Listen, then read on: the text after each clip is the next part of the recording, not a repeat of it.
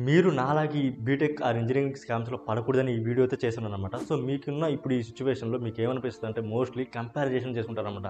మీ ఫ్రెండ్స్‌తో లేదంటే మీ టాపర్స్‌తో.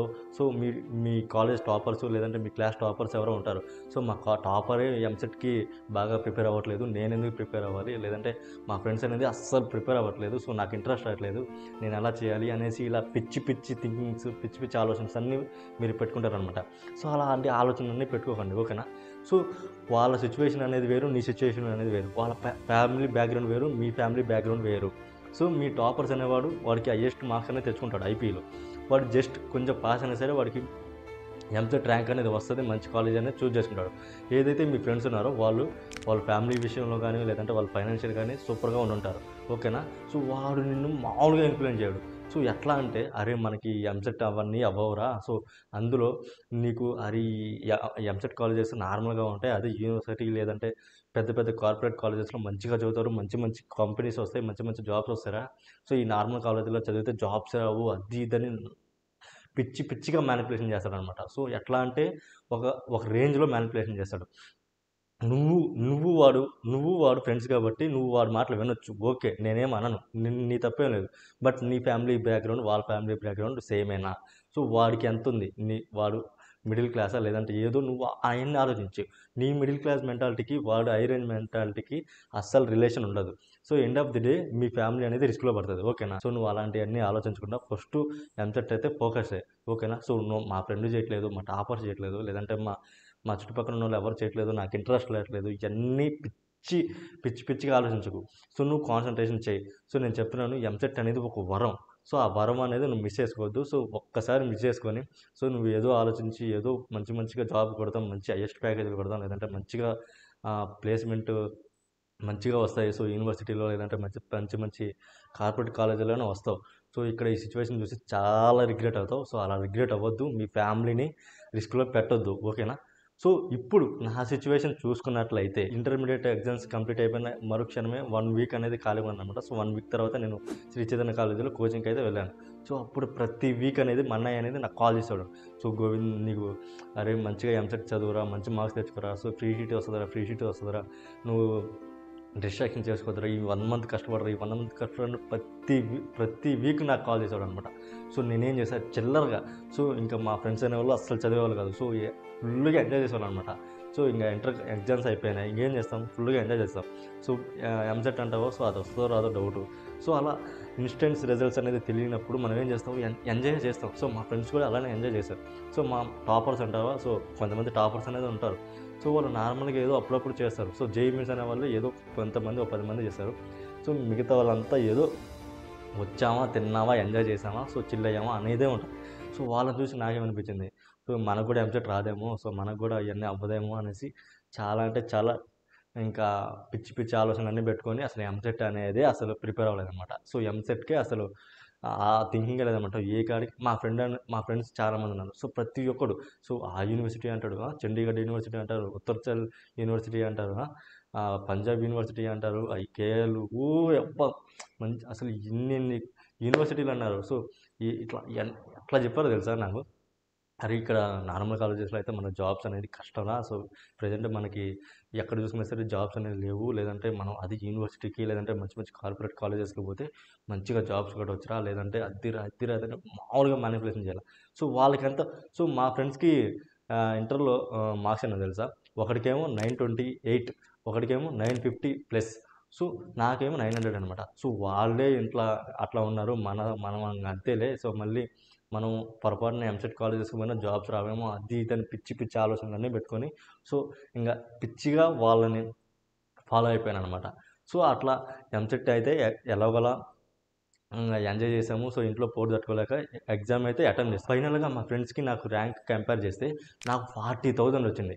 అదే 950 ప్లస్ అబోవ్ మార్క్స్ వచ్చిన నా ఫ్రెండ్‌కి 1,00,000లో వచ్చింది. ఓకేనా? So, and also 980 plus marks వచ్చిన మా ఫ్రెండ్‌కి ఆహ్, 70,000 ఏమో వచ్చినట్టుంది. సో, 70,000, 80,000 సో, ఎంత కంపారిజన్ చూసుకోండి. సో, మార్క్స్‌కి లేదంటే ఐపీ మార్క్స్‌కి లేదంటే ఎంసెట్ మార్క్స్‌కి రిలేషనే ఉండదు. సో, అలా ఆలోచించొద్దు. సో, ఇంకేం చేశాం. సో, ఎంసెట్ ర్యాంక్ వచ్చినా 40,000 వచ్చినా సరే ఎంత ఇన్‌ఫ్లుయెన్స్ అంటే వాళ్ళు ఇంకా వాళ్ళదనేది వేరే ఉంటుంది. సో వాళ్ళకి 1,00,000 ర్యాంక్ వచ్చింది, లేదంటే 80,000 ర్యాంక్ వచ్చింది. వాళ్ళకి తెలుసు మంచి కాలేజ్ రాదనేసి. సో లేదంటే నేను ఒక రేంజ్‌లో 40,000 అంటే నాకు ఒక మంచి కాలేజ్ అది వితౌట్ ప్రిపరేషన్. అదే కాన్సంట్రేషన్ కొడితే 10,000, 15,000లో వచ్చేది. సో ఓకే, అదంతా వదిలేస్తే పక్కన పెట్టు. సో 40,000 వచ్చినా సరే అప్పటికి కూడా సో మా అన్నయ్య సజెస్ట్ చేసాడన్నమాట. సో ఎంసెట్ కాలేజీలోనే జాయిన్ అవ్వరా, సో మంచిగా చదువుకోవచ్చురా, సో ఫ్రీగా షీట్స్ ఉంటారా, అసలు మన ఫ్యామిలీకి ఫ్రీ షీట్ రావడమే గగనం, సో వద్దురా మనకి యూనివర్సిటీలో అది ఇది వద్దు అని చాలా చెప్పినాడు. సో ఏం పట్టించుకోలేదన్నమాట. మా ఫ్రెండ్స్ ఏది చెప్తే అదే. సో కాల్ వస్తుంది ఈవినింగ్ మధ్యాహ్నం. సో ఈ టైమ్స్లో కాల్ వస్తుంది అనమాట. సో ఇంక ఏముంటాం, ఫ్రీ అన్నమాట, రోజు మొత్తం ఫ్రీ. ఇంకా కాల్సే ప్రతి ఒక్కడు ఈ ఆఫ్టర్నూన్ ఈవినింగ్ ఇంకా అదే ముచ్చట్లు అనమాట. సో అదిరా యూనివర్సిటీలో అదిరా అంటారా, సో హైయెస్ట్ ప్యాకేజ్ ఇదిరా, అసలు హైయెస్ట్ ప్యాకేజ్లో అది ఇదని నమ్మిపోతారు.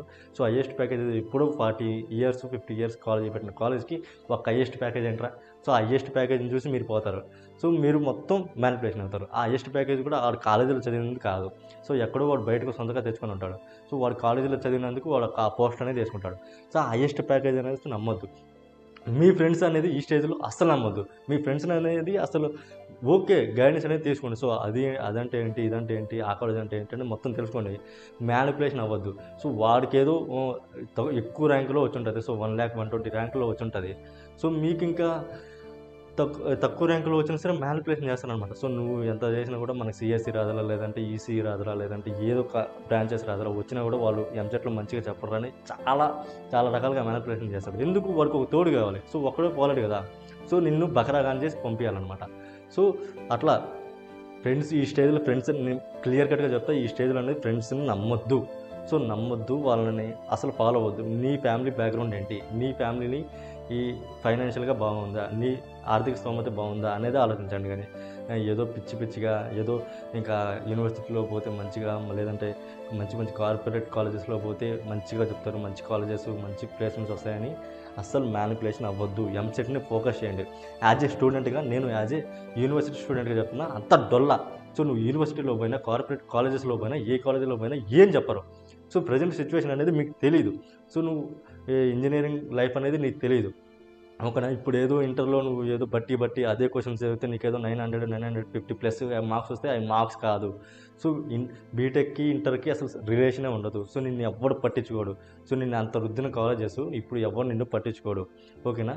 సో నిన్ను ఎవరు పట్టుకున్నప్పుడు ఏం చేస్తావు, ఎంజాయ్ చేస్తావు. సో కాలేజీకి వచ్చినా కూడా నువ్వు యూనివర్సిటీలో చదివినా, కార్పొరేట్ కాలేజెస్లో చదివినా ఎవ్వడేం చెప్పడు. కాలేజ్ లెక్చరర్స్ అనేవాళ్ళు వస్తారు, వాళ్ళు టైంపాస్ చేస్తారు, పోతారు, వాళ్ళ శాలరీ వాడికి వస్తుంది.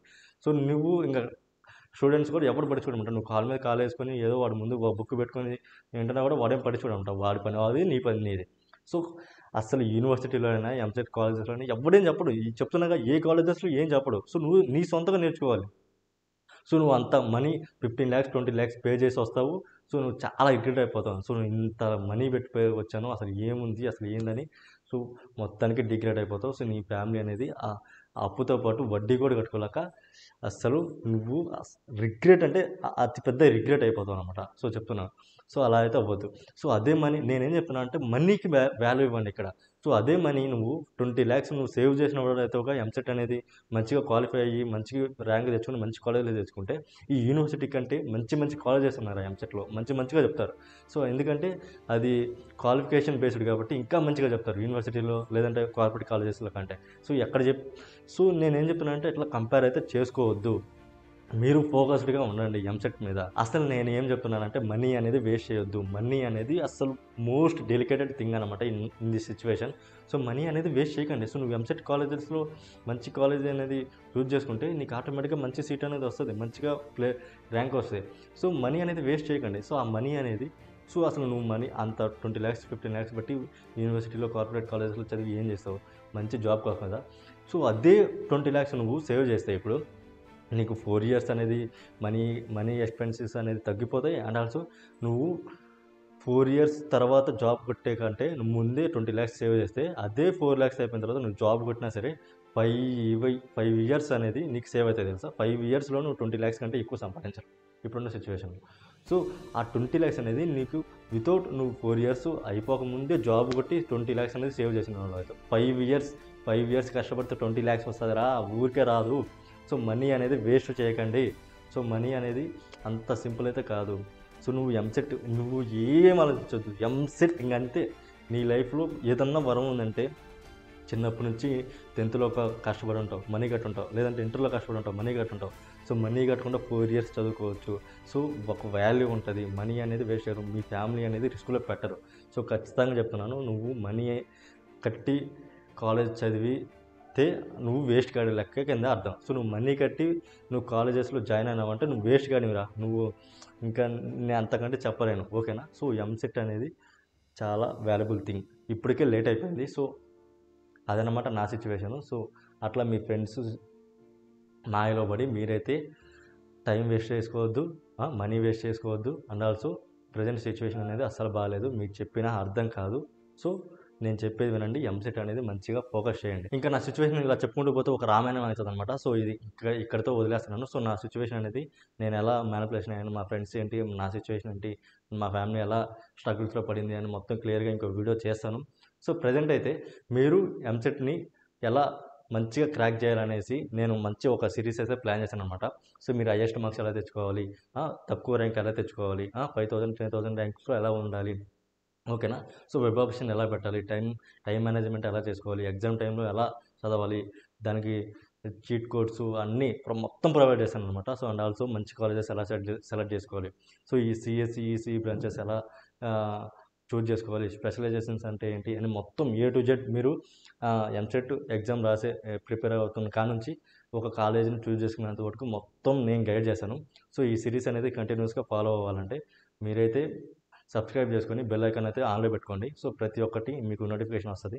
కొత్తగా ఎవరైతే చూస్తున్నారో వాళ్ళైతే బెల్ ఐకాన్ అయితే ఆన్లో పెట్టుకుని అనమాట. సో మీ నోటిఫికేషన్ అయితే వస్తుంది. సో వీడియోని మిస్ అవ్వకుండా ఉంటారు. సో అదనమాట మ్యాటర్. సో వీడియో నచ్చినట్లయితే లైక్ చేసి అండ్ ఆల్సో కామెంట్ చేసి సబ్స్క్రైబ్ అయితే చేసుకుని బెల్ ఐకాన్ అయితే కొట్టుకోండి. Okay, by.